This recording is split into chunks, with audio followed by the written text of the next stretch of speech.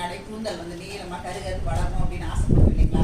அதுக்கு ஆசைப்படணும். நான் சொல்கிற மாதிரி நீங்கள் செய்யுங்க, உங்களுக்கும் நல்லா நீட்டமாக முடி வளரும். நான் இந்த வயசுலேயே என்னோட கூந்தல் வந்து கொஞ்சம் பராமரிப்பு பண்ணிட்டு தான் இருக்கேங்க.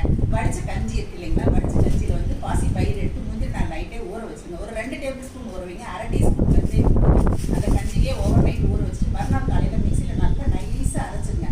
அரைச்சிட்டு தேவையான அளவு தண்ணி விட்டுக்கலாம். இல்லைன்னா மீதி கஞ்சி இருந்துச்சு அப்படின்னா கஞ்சியவே கூட ஊற்றிக்கலாம். நல்லா கரைச்சிட்டு நம்ம குளிக்கும் போது அதை தேய்ச்சிட்டு நம்ம குளிச்சோம் அப்படின்னா ஷாம்பெல்லாம் கொழுத்து போயிருங்க. முடி வந்து நல்லா கருகருகருன்னு இருக்கும். எனக்கு வந்து 60 வயசு ஆகுது. இந்த வயசுலேயே நான் வந்து இந்த அளவுக்கு முடியை பராமரிக்கிறேன் அப்படின்னா இந்த மாதிரி பக்குவமெல்லாம் பண்ணிக்கிறேங்க. அப்புறம் நம்ம வந்து இன்டேக் எடுத்துக்கிறதும் ஒரு காரணம். கேரட், பீட்ரூட், அந்த விட்டமின் நிறைந்த உணவுகள், நெல்லிக்காய், கருவேப்பிலை இந்த மாதிரியெல்லாம் நம்ம எடுத்துக்கலாம். சத்துள்ள உணவுகள் எடுத்துக்கிறதுமே வந்து நமக்கு முடி வளர்ச்சிக்கு பெரிதும் உதவுங்க.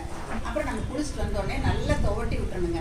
துவட்டிட்டு நல்லா தலையை வந்து தட்டிடணும். தட்டிட்டு அதுக்கப்புறம் வந்து இந்த மாதிரி மயிர் கோதி வச்சுட்டு நல்லா இப்படி ஒத்தோத்தியாக முடியாக எடுத்து நம்ம கோதி விடணும். அப்போ தான் வந்து முடி கொட்டாமல் இருக்கும். அந்த மாதிரி கோதி விட்டு பாருங்கள், இப்போ முடி நல்லா காஞ்சிருச்சு. ஷாம்பு போட்டால் கூட இந்த அளவுக்கு வராது.